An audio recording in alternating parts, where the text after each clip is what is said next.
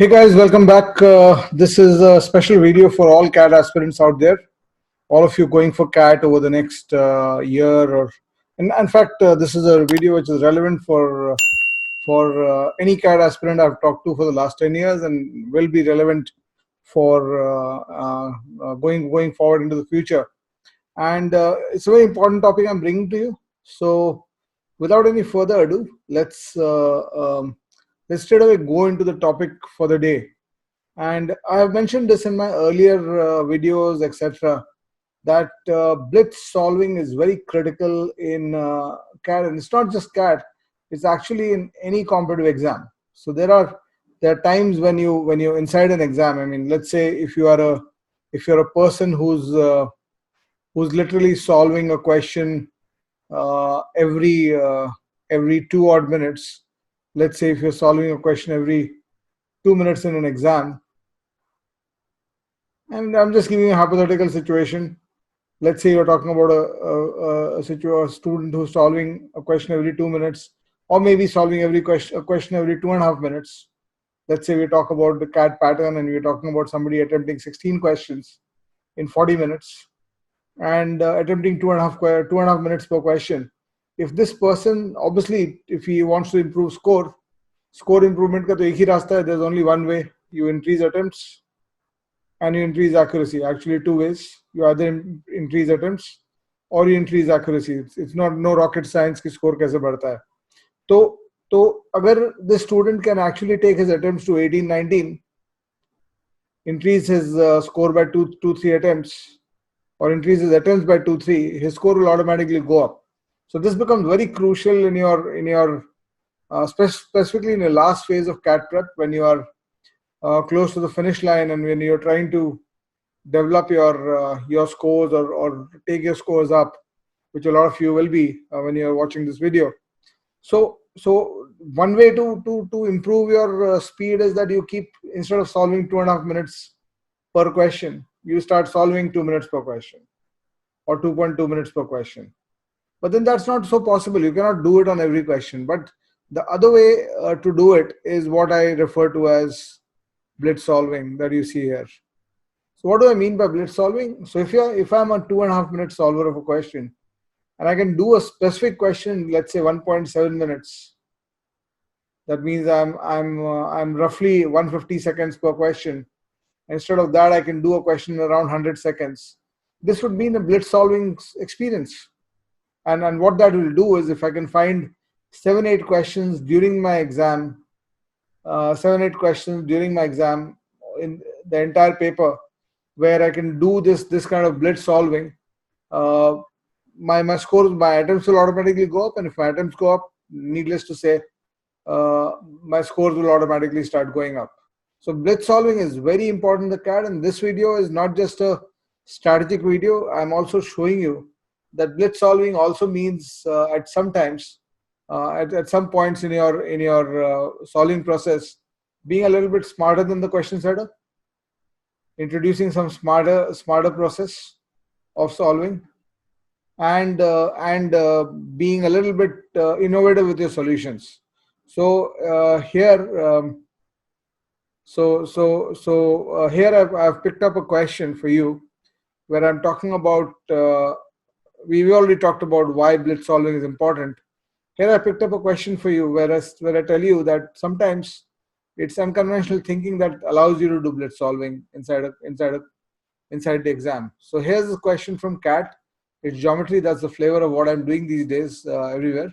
So this is a question. I want you to pause the video and try to solve this, and then I'll try to solve this for you. I hope you could think about it. So if I'm trying to solve this conventionally for you, this is the conventional solution. The question says that there's a square which has a side of 2 meters. Okay? And it has corners cut away. Fine. So what is happening is all the corners are getting cut away. So this corner will get cut away.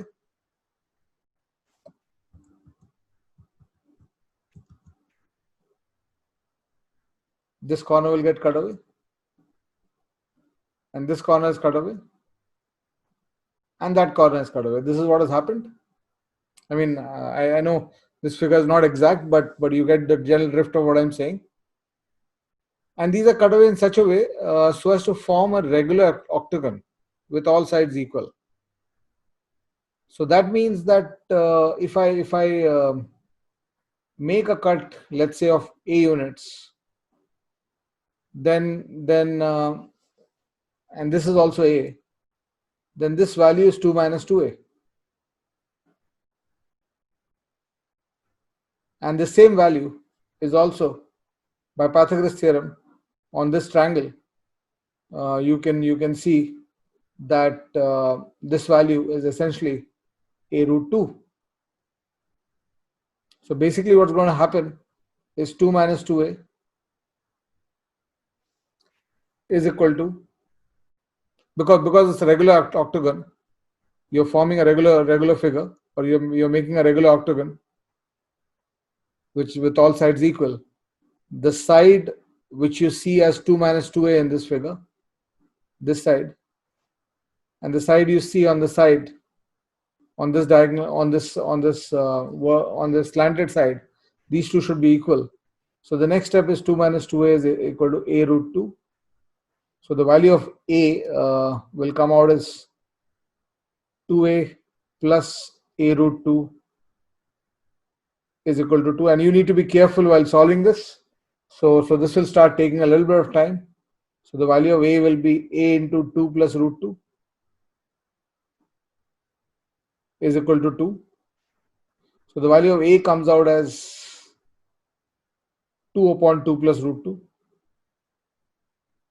And if you divide by root 2 right through, both numerator and denominator, if you divide this by root 2 right through, what you will get to end this problem is that the value of A, let me write it here, the value of A will be root 2 upon root 2 plus 1. But it's not the value of A they've asked you the value of the side of the octagon. And since we know that the side of the octagon is A root 2, I just have to multiply this expression by root 2. And when I do that, I'll get the answer as 2 upon root 2 plus 1. So if you go through this normally, this is the approach. This is the geometry approach, 2 upon root 2 plus 1, and hence option B is the right answer. So this would be the normal process, and because this process specifically around this level, this point in the question will involve a lot of writing. It'll involve a lot of writing. So it will take you a minute and a half to 2.5 minutes, and will not give you that blitz that you require here. Now there's an alternate thought through which this is a CAT question, CAT 2001, as you can see. And there's an alternate thought that I keep talking about in my classes to my students, that this is something you can do in a question like this. And if I'm in a situation where the doctor is ordering a blitz solving process for me, let me just show you what is possible in this question. I want to get through this question. I am forcing myself to get to an answer, and I don't want to do any writing, and I want to do everything mentally. And I want to solve it. And please remember one thing: if you are doing something without writing, your speed of solving automatically becomes drastically better, right? So if I look at my first option, the question is talking about the side of the octagon, right? So when I look at my first option, the answer is, the value of this is 1.41, and this is around 2.41. So approximately 0.6 is the value of this. So if I try to think about 0.6 is the value of the side of the octagon, that means this must be 0.6 and this must be 0.6, because these are both sides of the octagon. And because this is equal to that, because you'll have to cut it on the same value, you get a ridiculous situation where A is 0.7 approximately. And you're getting a right angle triangle which is looking like this, where the hypotenuse is 0.6 and the base and height, the legs are 0.7 each, which is obviously not possible. So you can actually ignore this question, this option. It's straight, it's 10 seconds flat, where you can see, and specifically if your number crunching skills are good, then you can actually reject this option flat 10 seconds without writing anything. And if you look at this, this is even more ridiculous because this is giving me a value of 2 divided by zero point 0.4. So if this is the right answer, what it is telling me that the side of the octagon here, which is this value, has to be around 5. Now, when the whole square has only a side of 2, this is actually a ridiculous option. It won't work. And on the same logic, option D also gets rejected because this is 1.4 divided by zero point 0.4 approximately. And this is giving me a value of 3.5, which is again greater than the side of the square. And this won't work at all. This can't work. So it's pretty obvious that this has to be the answer. And you have done it without writing anything. You can do this whole thing in your mind कि logically है. और ऐसे तुमको 3-4 question भी exam में मिल गए, you find 3-4 questions like in this in the exam, and you're off to a flyer, and you kind of average out any questions where you took 2.5-3 minutes to actually solve it, because there will always be tedious questions in the exam. There'll be questions from time to time which will make you solve tediously, and there'll be no other option, or even if there is an option, you will not see it. So even if you can see this for 4-5 questions in the exam and blitz through those, you will end up doing much more than what you are currently doing. So try this. Take a little bit of risk. As I was watching that serial, the Harshad Mehta serial, and he talks about ishq mein risk hai. So that is the whole idea. You have to take a little bit of risk inside the exam, but calculated risk. You don't take risks where you go right, go wrong 4 times out of 8. The risk has to be calculated. 1 out of 10, 2 out of 10 questions. If you go wrong, even if you're taking a risk, but if you're trying to, because of that, you're getting those three extra attempts, it might be worth it, right? So try these things for your CAT prep. And this is both for people going for short term as well as long term prep. I mean, the message for the short term prep people going for CAT in the next 10 odd days. Today, I'm recording this 10 days before CAT 20.